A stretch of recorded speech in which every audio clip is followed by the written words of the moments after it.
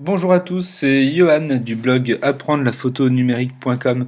Alors aujourd'hui, j'ai décidé de partager avec vous une photo que Laurent m'a envoyée, une photo en macro, réalisée en macro donc, qui nécessiterait peut-être un petit post-traitement histoire de rattraper certaines choses. Alors comme on le voit dessus, déjà la profondeur de champ est extrêmement courte, il y a juste les pistils qui sont ici qui sont nets et tout le reste est absolument flou. Ensuite on voit ici sur le côté droit de la fleur, il y a des parties qui sont un petit peu bleutées, il y a comme une aberration chromatique qui se présente et voilà. Ensuite moi je trouve que dans cette photo il manquerait juste une troisième couleur pour apporter un petit peu d'équilibre. On a du jaune, du blanc et on n'a pas grand chose de tranché donc on va essayer d'apporter du noir ici et juste là. Et tout ça, alors je vais l'exécuter dans Lightroom. Lightroom, c'est un logiciel de post-traitement d'images. Il en existe des centaines des logiciels, mais Lightroom est certainement le meilleur avec Grothérapie.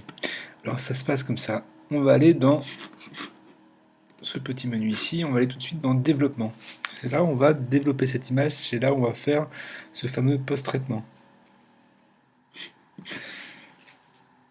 Alors ça se présente comme ça, le post-traitement. Ici, on va jouer sur la balance des blancs. La balance des blancs, il faut savoir qu'on y touche seulement en post-traitement. On ne la fait pas sur l'appareil. Il est d'ailleurs plus adapté de sortir, que l'appareil photo sorte des fichiers RAW plutôt que des JPEG. Et c'est dans le logiciel qu'on va donc toucher à la balance des blancs. Il y a les onglets d'exposition, etc., la courbe des tonalités, il y a plein de choses. Nous, on va jouer déjà un petit peu sur la balance des blancs, on va essayer d'apporter un petit peu de couleur. Alors, vous voyez, je vais bouger déjà, je vous montre un petit peu les extrêmes à chaque fois dans la balance des blancs. Elle est composée de la température et de la teinte. Je la trouve un petit peu bleutée à la base, on va revenir à une lumière un petit peu moins bleue. On va aussi changer légèrement la teinte, vous voyez, pour la blanchir un peu plus cette feuille. Là, moi, ça me paraît bien. Vous pourrez le faire avec la pipette, mais bon, ça reviendrait peut-être à un réglage qui serait par défaut. Je préfère le faire à la main, ça, à la balance, comme ça. Ensuite, on va aller tout de suite dans la... On va pas toucher l'exposition ici. Il y a des endroits qui sont plus précis, il y a la courbe des tonalités. On va essayer d'apporter de la lumière en touchant les tons clairs, les tons sombres. Et on va par contre diminuer complètement les ombres. De cette manière-là, vous voyez, on commence à récupérer ici du détail.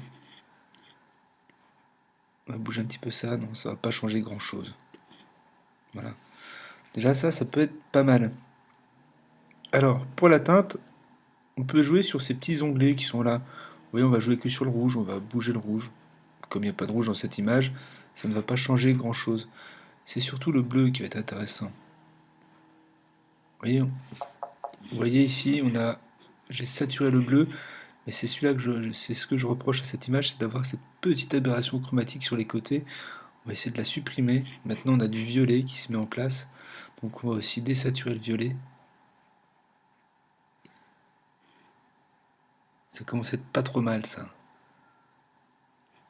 Encore un petit peu de bleu, peut-être.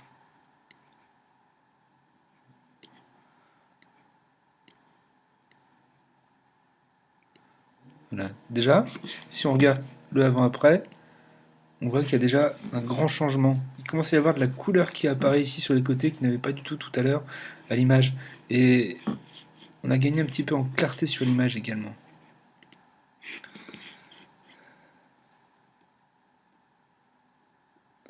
On va apporter aussi un petit peu de vignetage pour essayer de recentrer le regard par ici. Le vignetage, c'est rajouter soit du noir. Alors, tout ce qui est en bleu sur l'écran, ce que vous voyez apparaître en bleu, c'est les parties bouchées de l'image. Et à l'inverse, là, je vais blanchir les côtés en vignetant, en enlevant du vignetage. Et à un moment donné, ça va passer dans les couleurs rouges. Et là, ça sera les parties qui seront brûlées, c'est-à-dire il n'y aura plus aucun détail. On voit ici à l'histogramme, cette partie-là là, est complètement blanche. Donc on va essayer de vignetter un petit peu pour recentrer le regard. Ouais, il est un petit peu moins fort. On va changer la forme du vignetage, on peut l'avoir arrondi ou carré. On va essayer de l'étaler un petit peu. Puis les contours, on va les rendre beaucoup plus doux.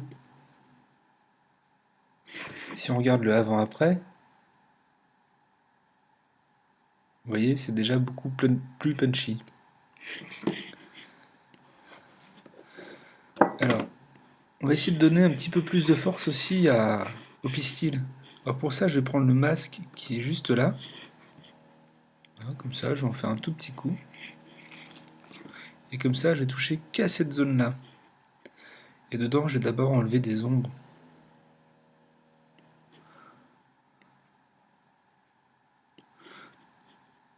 Et je touche un petit peu à l'exposition, très légèrement.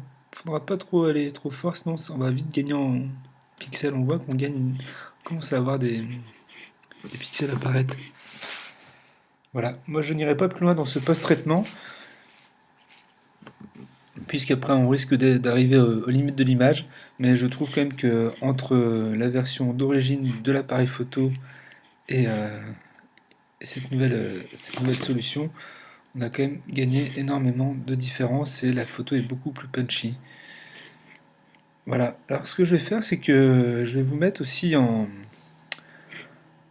lien le fichier RAW de cette image. Comme ça, vous aussi, vous allez pouvoir également proposer des autres solutions de post-traitement. Vous allez pouvoir essayer de reproduire ce que j'ai fait devant vous. Et ainsi, vous allez certainement pouvoir progresser. À très bientôt!